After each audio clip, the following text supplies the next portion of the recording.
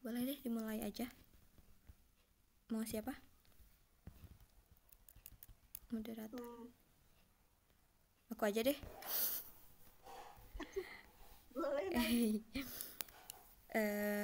Bismillahirrahmanirrahim. Assalamualaikum warahmatullahi wabarakatuh. Waalaikumsalam. Kami dari kelompok 2 ya, 2.2. Dua ya. Di sini kami yang beranggotakan 3 orang, yang mana saya sendiri Najwa Ramania Putri dengan NPM 222122106. Kemudian ada Tasya Aulia Zamhara dengan NPM 222122081 dan Wendy Hezkel Metanari dengan NPM 222122101. Di sini kami akan menjelaskan atau akan diskusi mengenai tugas statistiknya, yang mana ada 3 case, case 1, case 2, dan case 3. Nah, mungkin untuk case 1 itu yang menjadi bisa dibilang penanggung jawabnya ya Tasya Aulia Zamhara. Boleh Tasya untuk memulai diskusi. Baik, terima kasih Najwa untuk case yang pertama ini mengenai penelitian eksperimental untuk mengetahui apakah permainan peran atau role play berpengaruh terhadap kemampuan berbicara siswa. Dalam pengajaran ini hanya satu kelompok yang diberikan pengajaran melalui role play dan kelompok yang satunya lagi tidak menggunakan metode ini. Maka dilihat dari pernyataan ini, kita dapat menyimpulkan bahwa ini untuk menganalisis data ini kita dapat menggunakan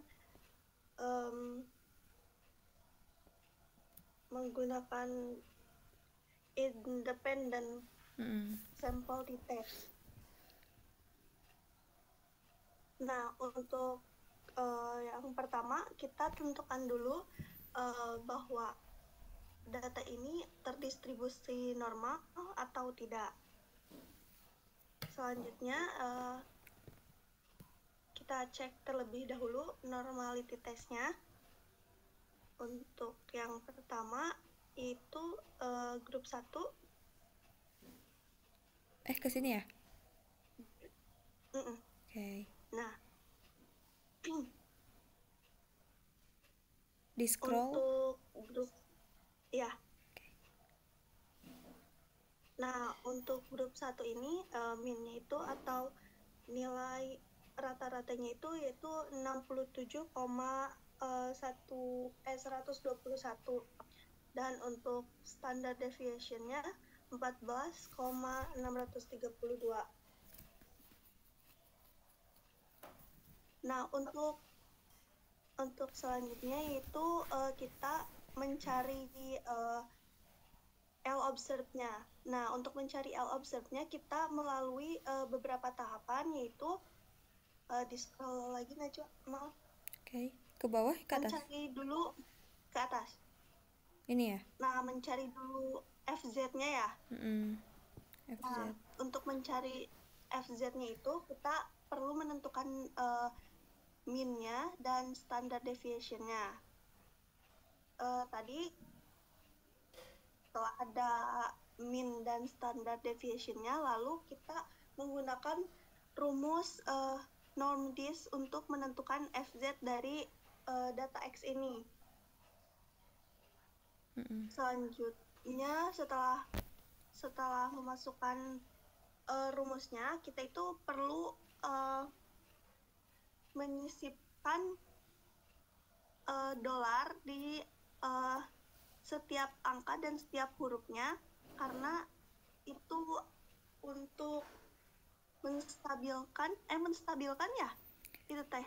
Iya, supaya nanti angkanya itu pada keluar gitu sesuai. Iya, ke bawahnya, jadi nanti tinggal di drag ya. Iya. Ya. Nah, setelah menentukan FZ, kita mencari SZ.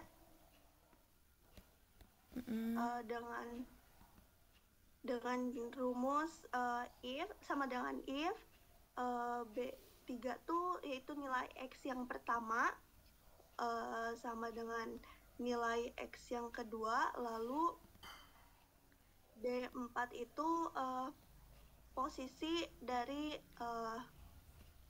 SZ yang keduanya, kemudian klik nomor dari X yang kita cari, lalu dibagi dengan nilai jumlah data. Nah, di sini nilai jumlah datanya itu terdapat 33. Setelah menemukan SZ ini, kita selanjutnya ke rumus IF dalam kurung Z dikurangi SZ. Nah, di sini kita perlu menambahkan absolut agar nilainya tidak minus. Setelah itu, setelah menemukan rumus ini, kita tentukan L observed dari data ini dengan cara mencari nilai maksimal dari hasil ini dengan rumus sama dengan max, lalu klik datanya, nanti akan otomatis muncul nilai paling tinggi dari data ini. Nilai yang paling tinggi dari data grup 1 ini yaitu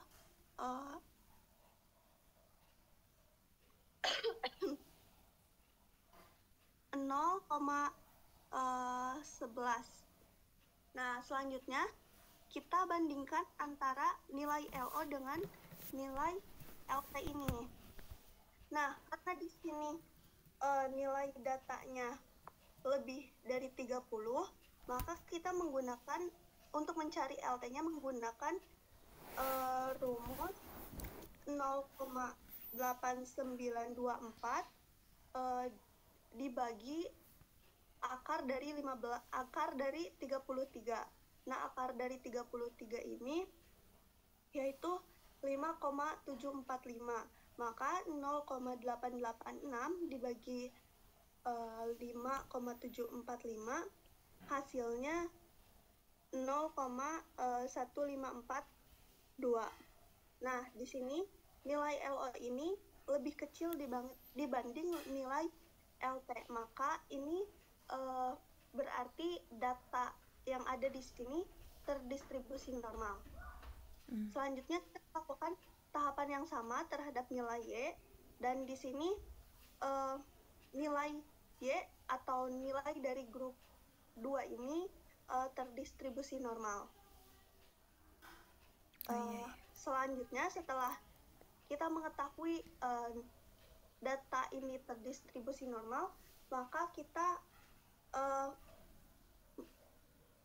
ke tahapan selanjutnya yaitu mencari independent sample t-test-nya. Oh iya, tadi lupa untuk mencari normality test itu data dari setiap grupnya itu perlu diurutkan dari yang terkecil hingga terbesar ya? Ya, betul. Ya. Nah, selanjutnya untuk cara manual ini terdapat X kuadrat, Y, dan Y kuadrat. Nah, ini nilai dari data kedua grup tersebut diurutkan, masih tetap sama dari nilai yang terkecil hingga yang terbesar. Lalu kita mencari sum dari X-nya, lalu kita mencari X kuadratnya dan sum X kuadratnya, lalu mencari sum X kuadrat, kemudian yang Y juga seperti yang X. Lalu kita menggunakan rumus, kita mencari dulu min X dan min Y-nya sebelum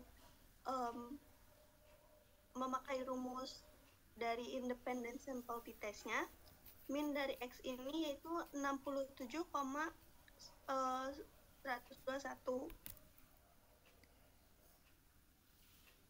Dan untuk min dari grup Y ini itu 73,182. Nah, selanjutnya min dari X dikurangi min dari Y, dan hasilnya minus 6,061. Nah, untuk selanjutnya itu jumlah dari X lalu dikuadratkan dikurangi jumlah X dikuadratkan dibagi nilai NX atau total nilai X, dan hasilnya 6.851,515. Dan untuk selanjutnya yaitu jumlah dari Y lalu dikuadratkan dikurangi jumlah Y dikuadratkan dibagi total dari nilai Y ini. Kemudian untuk rumus selanjutnya yaitu 1 dibagi NX. N ini di sini adalah total dari semua data, jumlah datanya. Maka 1 dibagi 33 hasilnya 0,030. Dan selanjutnya untuk nilai Y sama 1 dibagi 33 hasilnya 0,030. Nah, di sini untuk rumus selanjutnya itu NX ditambah NY dikurangi 2. NX jumlahnya 33 dan NY 33 dan dikurangi 2, yaitu totalnya hasilnya 64. Nah, untuk selanjutnya kita mencari t-observe-nya. T-observe ini menggunakan rumus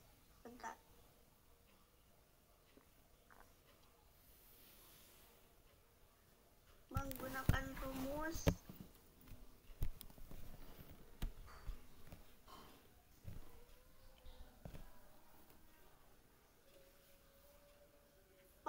rumus sama dengan H7.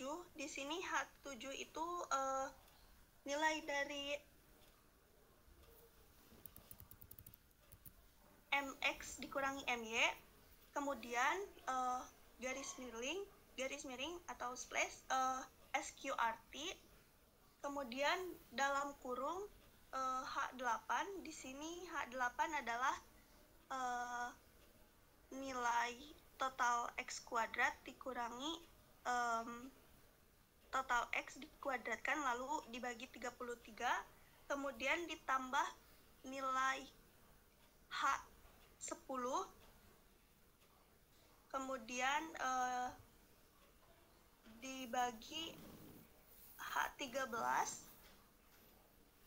yaitu nilai dari NX ditambah NY dikurangi 2, yaitu 64, kemudian dikalikan dalam kurung H11, lalu ditambah H12, dan totalnya menjadi minus 1,783. Nah, ini perlu diabsolutkan agar nilainya menjadi positif. Kemudian ini t-table-nya yaitu 1,997. Dapat kita lihat bahwa nilai t-observe lebih kecil dibanding t-table. Maka kita perlu membuat dulu null hipotesis. Benar guys? Sebelum menyatakan ini observe. Iya. Yeah. Nah, sebelumnya kita membuat dulu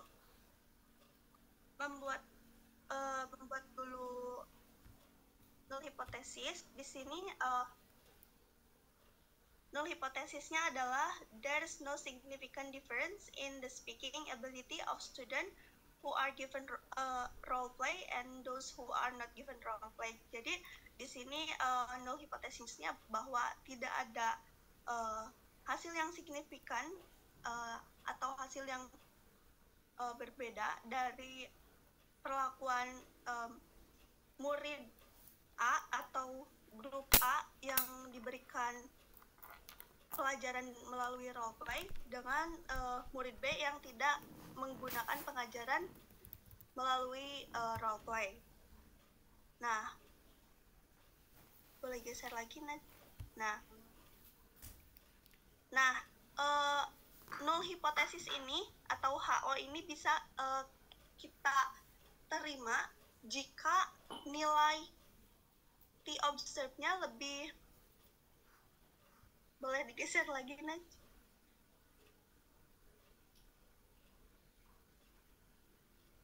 ke sebelah kiri.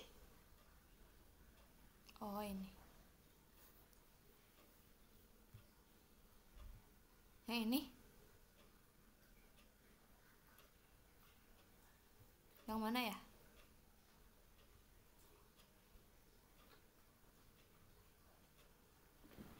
Yang ini bukan? Iya. Nah, nilai null hipotesis ini bisa kita terima jika T observed-nya lebih kecil dari T table. Dan ini diterima. Untuk selanjutnya yaitu based on data distribution, teknik yang paling cocok untuk menganalisis data ini menggunakan independent sample t-test karena di sini terdapat 2 sampel dengan perlakuan yang berbeda. Nah, kemudian di sini kita bisa menggunakan cara cepat, menggunakan t-test. Bisa digeser lagi, Naj? Okay.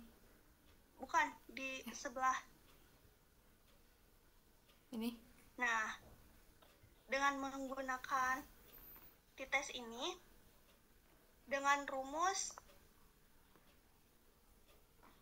sama dengan t-test dalam kurung nilai X, kemudian nilai Y, kemudian angka 2, ketik angka 2 karena di sini terdapat 2 sampel, kemudian kita menambahkan angka 2 lagi karena di sini melalui 2 perilaku, maka hasilnya akan otomatis muncul. Dan jika nilai P ini lebih besar dari 0,05, maka null hipotesis ini diterima. Jadi untuk kesimpulannya dari case 1 ini bahwa tidak ada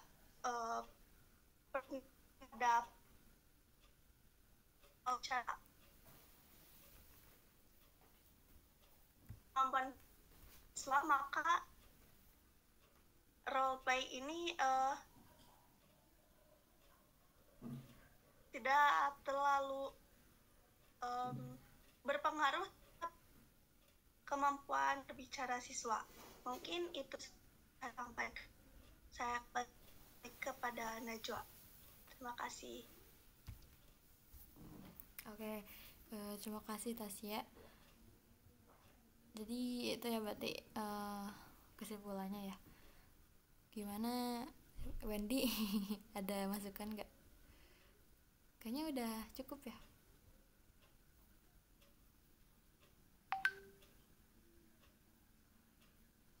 Menurut aku sih udah cukup. Mungkin kita lanjut aja ke case 2 ya.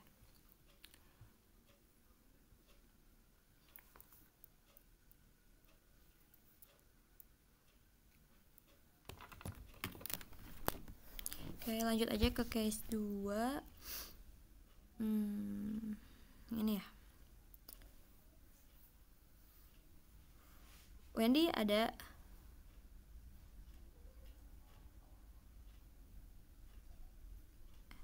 Suara aku kedengeran nggak? Waduh. Kok disconnected ya?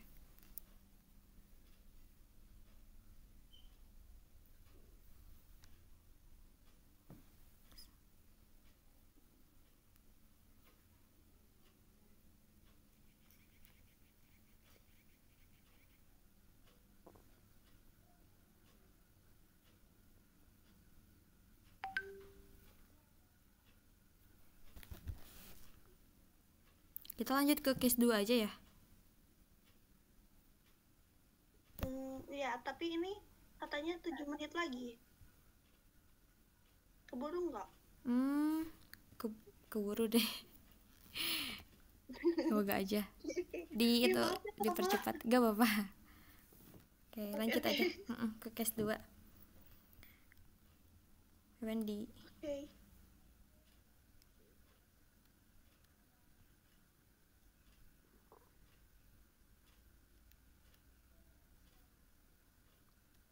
Wendy-nya ada? Halo, ada. Oh, ada. Oke.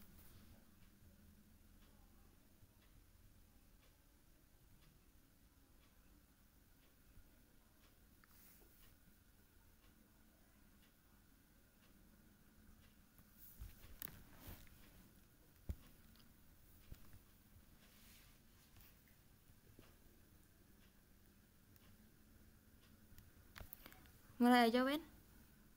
Atau gimana ya? Share screen dulu. Ini tuh udah saya share screen, kelihatan gak sih? Aku nggak ada. Iya, aku nggak ada. Serius? Bentar. Kok gak ada ya? Oke. Oh iya. Maaf. Ya apa aja.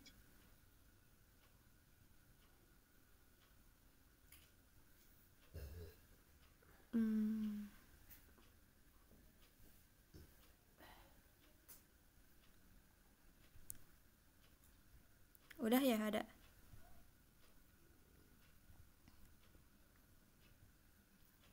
Nah, udah. Oke.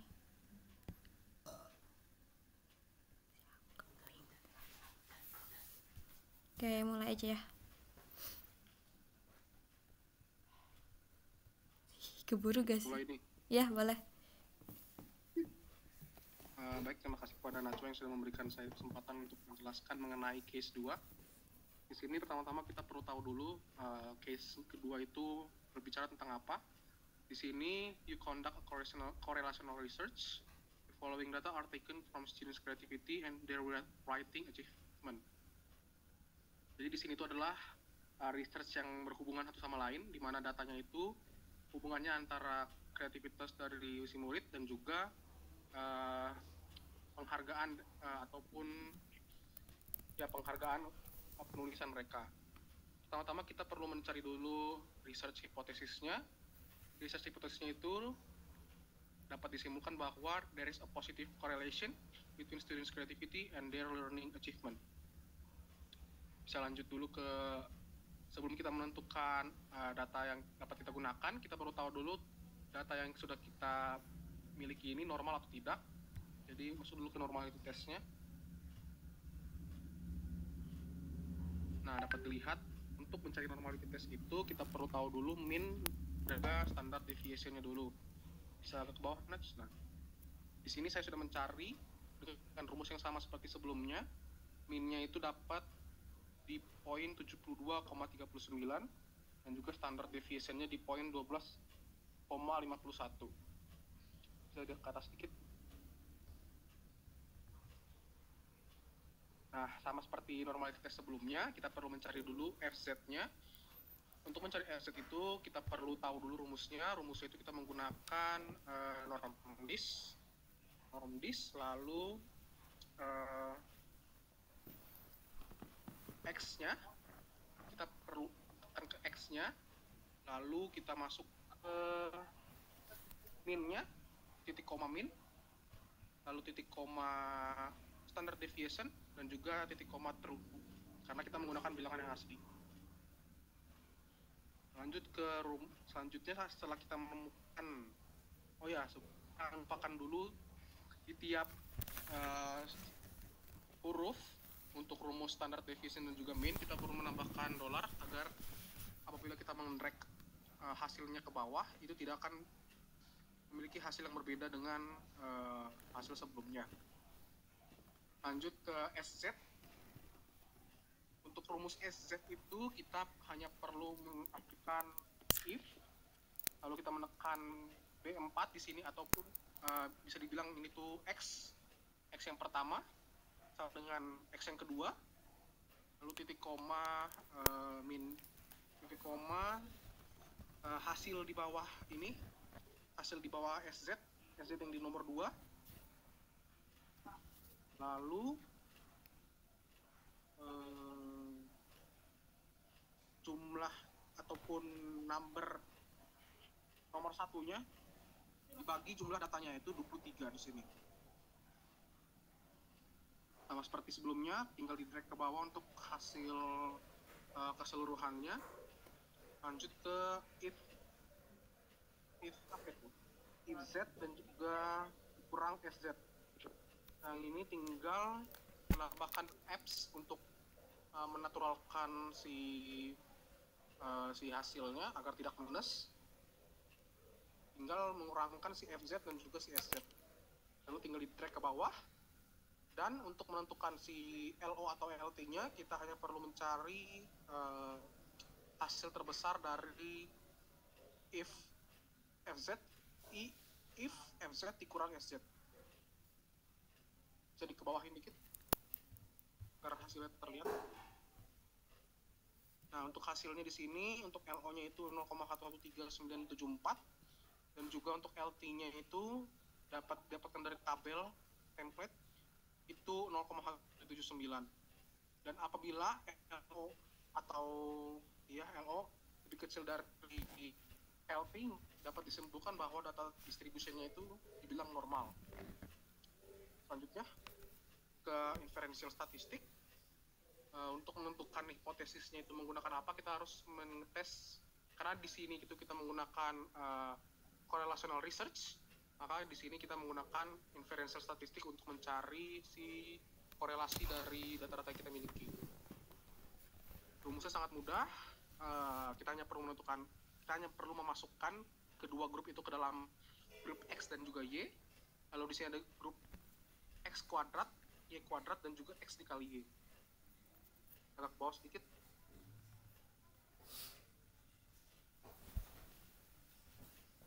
Nah, dapat dilihat di sini. Kita di sini rumusnya. Mungkin dari PPT yang tidak terlihat, saya akan jelaskan saja input dari si inferential statistik ini.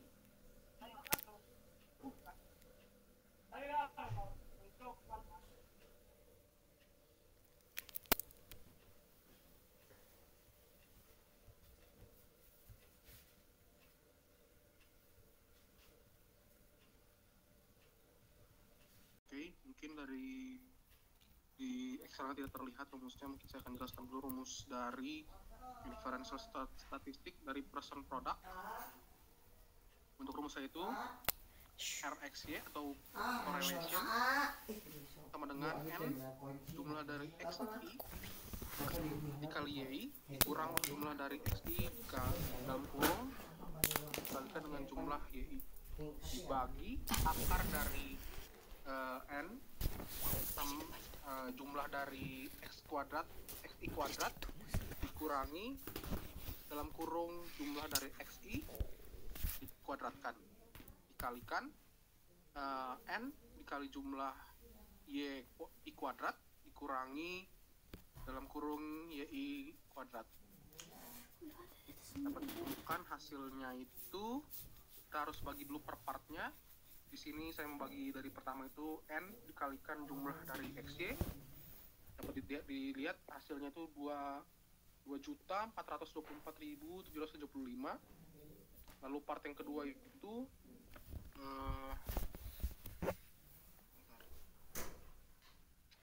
jumlah dari X dikalikan dengan jumlah dari Y. Hasilnya itu 2.472.525. Lalu part yang ketiga itu N atau 23, karena jumlah dari N itu adalah jumlah dari data kita, dikalikan dengan X kuadrat, dikalikan dengan jumlah dari X kuadrat.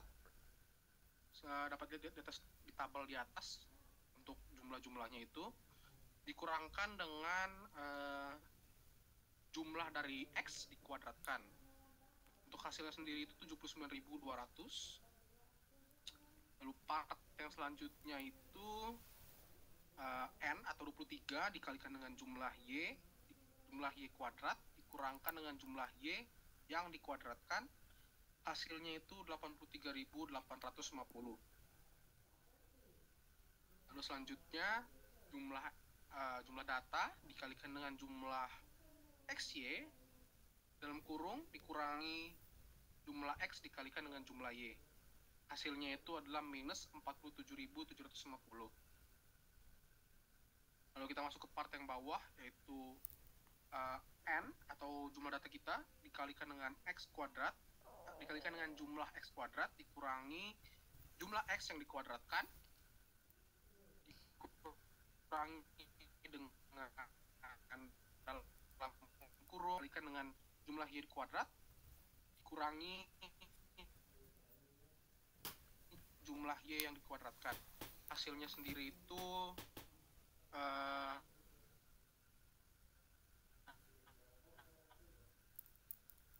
6 miliar. Lalu hasil yang di atas itu kita akarkan dan menemukan hasil 81.492.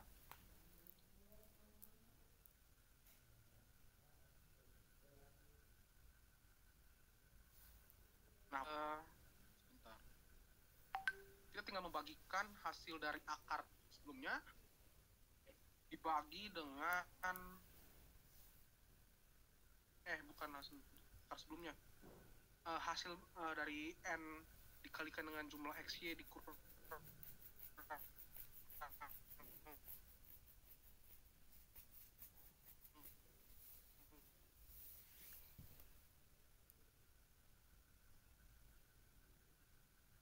ini tidak boleh absolutkan menjadi 0,58595.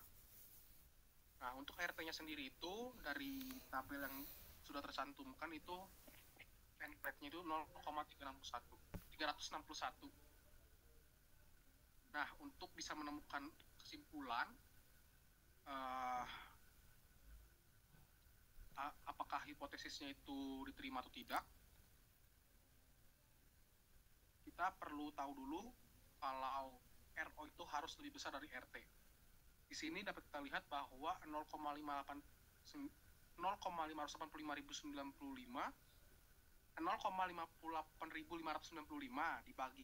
dibandingkan dengan 0,361 dapat disimpulkan bahwa 0,5 ini lebih besar daripada si RT-nya ini atau 0,361. Jadi si hipotesis ini dapat diterima. Bisa balik ke tab pertama, case 2.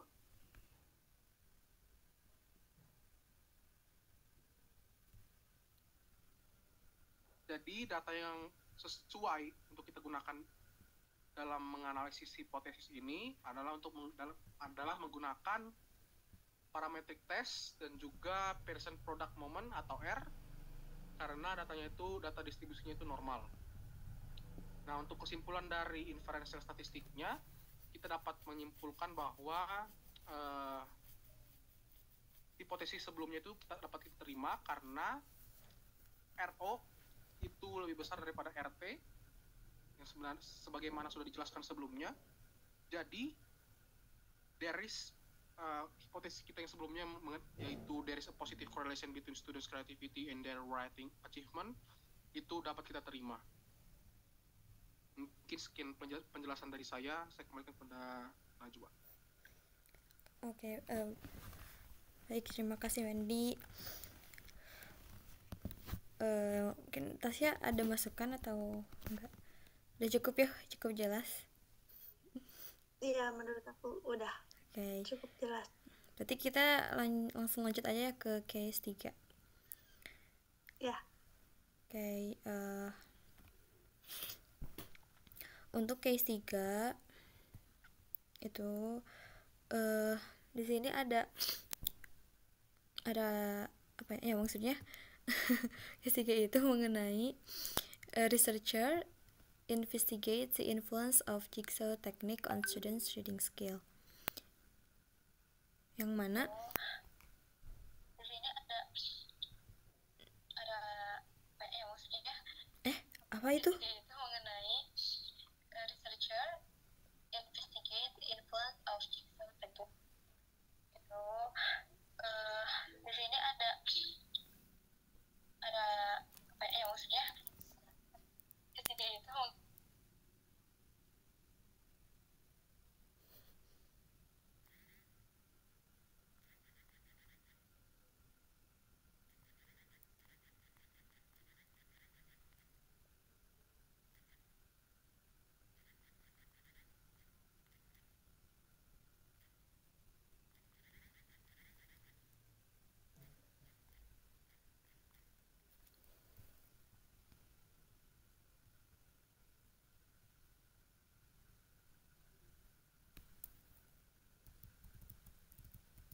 Oke, jadi untuk case 3 itu mengenai researcher investigate the influence of jigsaw technique on students reading skill. Nah, yang mana sebentar.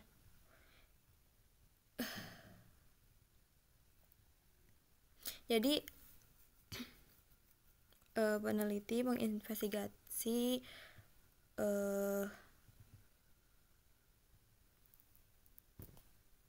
bentar. Kok aku lupa lagi artinya influence. Apa? Mempengaruhi. Nah, ya, mempengaruhi. Ya Allah, malam udah malam. Pengaruhi dalam teknik jigsaw terhadap skill membaca siswa ya. Nah, si researcher tersebut sebentar. Iya, Ibu.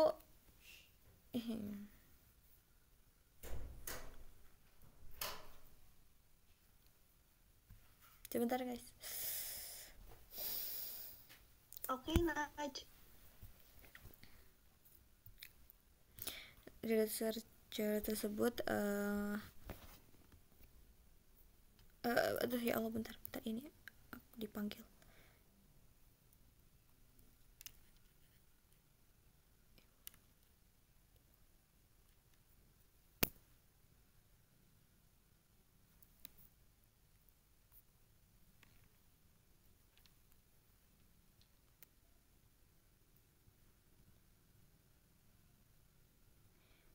Kedengeran nggak? Jelek banget ini sinyalnya. Jadi si researcher tersebut kedengeran ya, memperkerjakan satu grup student aja gitu. Jadi cuma satu grup, yang mana ini bisa menentukan apakah kita akan menggunakan atau menyelesaikan data ini menggunakan independen atau dependen gitu. Suara aku kedengeran?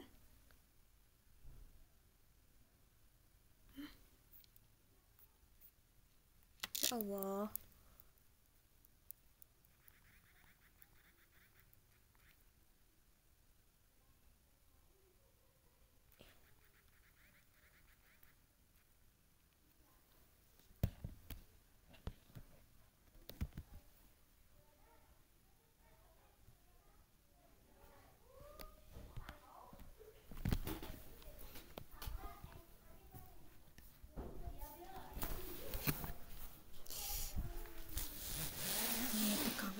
Garande.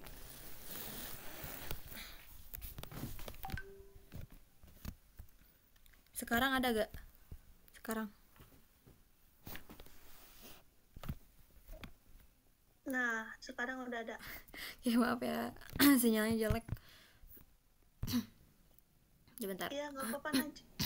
Oke, mungkin nanti di-cut aja. Lanjut ya. Nah, jadi si researchers tersebut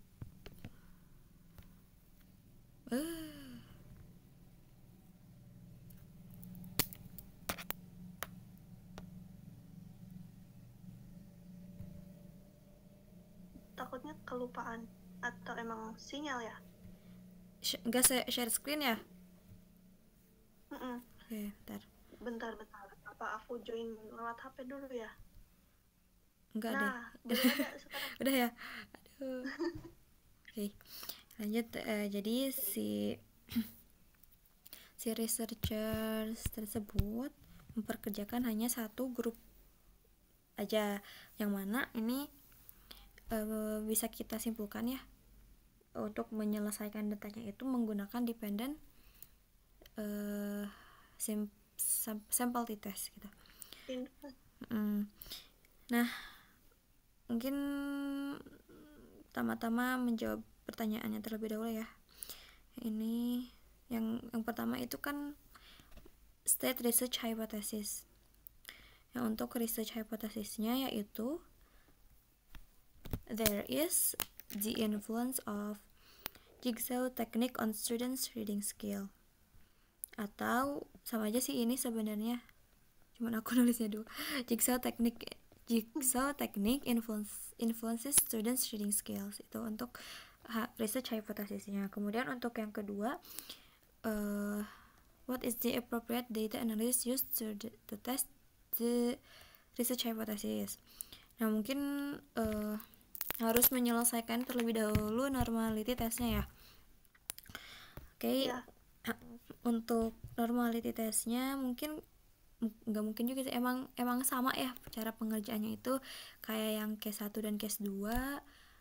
Yang pertama kan kita urutkan dulu datanya dari yang terkecil ke yang terbesar, kemudian dicari dulu FZ-nya. Ini rumusnya ya kurang lebih sama, bukan kurang lebih lagi, emang sama ya kayak tadi yang sudah dijelaskan. Jadi pakai NumDis. Terus maaf sebelum menggunakan NumDis harus dicari dulu min sama standard deviation-nya ya, yang ini ya benar. Oke, setelah itu nah kalau misalkan yang FZ ini yang tabel pertama udah selesai dikerjakan, udah ada hasilnya, tinggal di drag aja ke bawah, nanti hasilnya itu bakal langsung bermunculan ya. Kemudian untuk SZ-nya juga sama ya rumusnya, pakai if, kemudian B2 yang mana ini data awal pretest yang pertama yang ini, kemudian sama dengan B3 itu yang ini, setelah itu koma D3. Nah yang ini ya diklik, setelah itu A2 itu ini ya, nomor apa sih ini ya nomor urutan mungkin ya. Dibagi datanya kan di sini jumlah datanya ada 16, jadi dibagi 16, ini hasilnya. Setelah itu tinggal di drag ke bawah aja. Nah untuk yang ini tinggal dikurangi aja ya, yang FZ kurangi SZ, ini hasilnya. Nah setelah itu kita cari LO nya atau oh iya Naj, bentar, itu jangan lupa tambahin absolute. Iya ini kan di yang udah deh. Nah ya aduh kaget. Udah ya gak apa-apa, udah ini udah dipakai absolute. Kalau nggak dipakai absolute bakal min sih. Iya benar ya udah ya. Oke, yang ini udah, tinggal cari LO nya. LO itu atau L observe itu data yang ini yang udah dikurangi ini, dicari data yang paling besarnya gitu, tinggal masukkan aja rumus max ya. Nah ini hasilnya di sini ditulis, aku nggak pakai rumus sih, malah ditulis manual, ya Allah lupa. Kemudian untuk LT nya itu didapat dari ada tabelnya ya, cuma di sini nggak dicantumin, nggak apa-apa lah ya. Pokoknya yang ditulisnya itu LT itu sesuai jumlah datanya kan, ini ada 16, nanti cari data ke 16 yang menggunakan apa sih namanya, yang 0,5 itu ya. Iya. 0,5. DF-nya apa ya? DF-nya kalau nggak salah apa ya? Oh iya itunya. Iya itulah pokoknya. Yang 0,5 pilihnya. Nah terus udah ketemu nih hasilnya. Yang mana untuk LO itu kan 0,154 dan seterusnya. Untuk LT nya 0,2128. Nah bisa kita simpulkan karena di sini LO nya kurang dari LT, L observe nya kurang dari LT ya, jadi datanya itu berdistribusi normal gitu. Nah kalau misalkan LT nya lebih besar dari LO ya berarti tidak normal ya. Oke, lanjut. Mungkin untuk yang post testnya, data yang kedua sama aja rumusnya seperti yang tadi. Nah, di sini lihat LO dan LT-nya. Untuk LO-nya yaitu 0,124324047. Itu LO-nya. LT-nya sama kayak yang tadi karena datanya juga sama ya, ada 16. Nah, bisa kita lihat di sini LO-nya juga tetap kurang dari LT. Jadi datanya berdistribusi normal. Nah, karena datanya berdistribusi normal, jadi kita bisa lanjut ke tahap selanjutnya. Yang ini. Differential statistic. Oke. Nah, untuk mengerjakan sebentar. Belum. Jadi bisa kita simpulkan ya, untuk data ini menggunakan dependent sample t-test ya. Oke, lanjut. Nah, untuk data yang mentahnya kita langsung salin aja ke sini. Jadi nggak usah diurutkan terlebih dahulu juga gak apa-apa. Ini untuk D ini merupakan pengurangan dari data pretest dikurangi data post-test dengan ini sampai ke bawah juga sama ya. Nah, untuk yang D kuadrat itu merupakan hasil yang D ini yang udah dikurangi ini dikuadratkan, jadi ini hasilnya. Nah, untuk jumlahnya yaitu untuk D dengan min 97, kemudian untuk D kuadratnya 1545. Kemudian ini jumlah dari D dikuadratkan ya. Rumusnya yaitu tinggal ini ya dikalikan. Jadi min 97 dikasih min 97. Ya, hasilnya 9409. Kayak kalau udah ketemu jawabannya tinggal dimasukkan aja rumusnya. Nah, yang ini. Untuk rumusnya itu ada jumlah dari D dibagi N. Nah, ini ditulis manual dulu biar nggak pusing. Ini hasilnya jumlah dari D dibagi N itu min 6,0625. Ini hasilnya didapat dari jumlah dari D dibagi N. Jumlah dari D itu yang ini dibagi N. N-nya ada, N-nya itu 16 gitu. Jadi ini. Kemudian untuk yang keduanya jumlah dari D 15 mungkin batch 16 yang case 3 mah. Coba oke. Oh iya, benar. Ini sampai 17. Iya, sampai 17 sih. Mulainya dari 2. Oke. Maaf. Oke, gak apa-apa. Ini untuk yang kedua yaitu yang jumlah D dikuadratkan dibagi N. Yang ini ya, tuh. Kita mencari yang ini. Ya. Nah, tinggal diklik aja. Tadi kan jumlah D dikuadratkannya udah ada ya, yang ini tinggal dibagi 16. Hasilnya ini 588,0625. Lanjut, kita mencari yang ini. Yang N dikalikan N dikurangi 1. N-nya itu kan tadi 16. Berarti N dikali N dikurangi 1. N dikurangi 1 itu berarti kan 16 dikurangi 1 itu 15. Berarti 16 dikali 15 hasilnya 240. Nah, setelah itu kita tinggal memasukkan hasil yang ada di sini ke dalam rumus ini. Gitulah. Pokoknya rumus yang ada di sini kalau dihitung aja gitu. Nah, tadi kan udah ada ya hasilnya yang jumlah D per N itu yang ini. Jadi tinggal klik aja yang ini. Setelah itu dibagi SQRT itu akar ya. Akar. Setelah itu setelah akar kita klik yang D18. Nah, yang ini. Yang mana sih rumusnya? Yang jumlah D kuadrat. kita klik yang ini. Setelah itu dikurangi jumlah dari D dikuadratkan dibagi N, kita klik yang ini.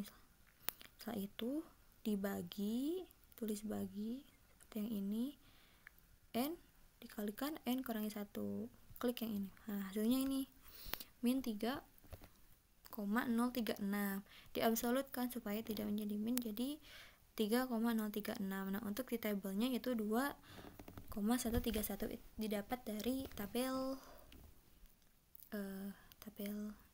di tabel dilihat ya, disesuaikan dengan jumlah datanya. Kan ini jumlah datanya ada 16. Nah karena kita menggunakan dependent sample test, jumlah dari data itu dikurangi 1, jadi 15. Nah dicari tuh di tabel itu yang ke-15 itunya itu 0,5, itu hasilnya ini 2,131 gitu. Nah setelah kita tahu hasilnya, sebentar, ini mah karena yang kita cari itu hanya research hypothesis, berarti cukup ini aja.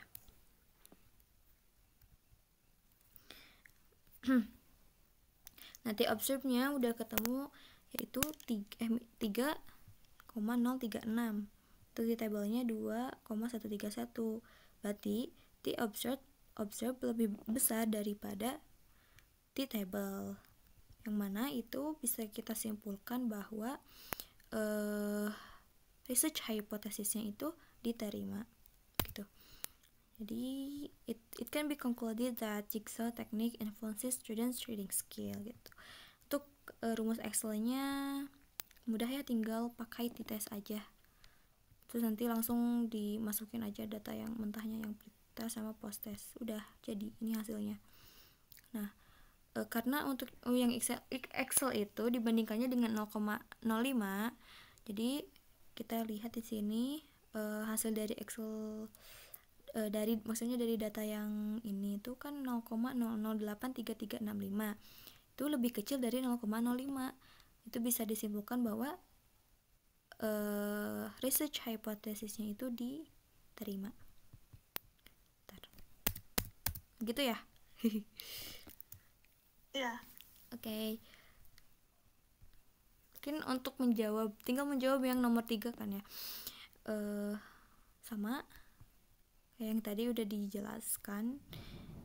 Karena tadi T-observe-nya lebih besar daripada T-table, bisa kita simpulkan bahwa research hypothesisnya diterima.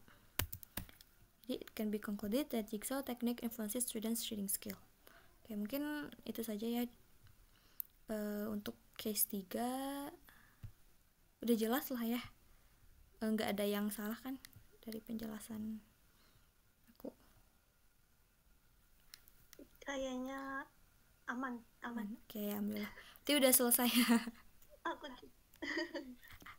iya. Oke. Mungkin itu saja yang dapat kelompok kami sampaikan. Mohon maaf apabila terdapat kekurangan ataupun kesalahan dalam menyampaikannya. Terima kasih. Wassalamualaikum warahmatullahi wabarakatuh. Waalaikumsalam.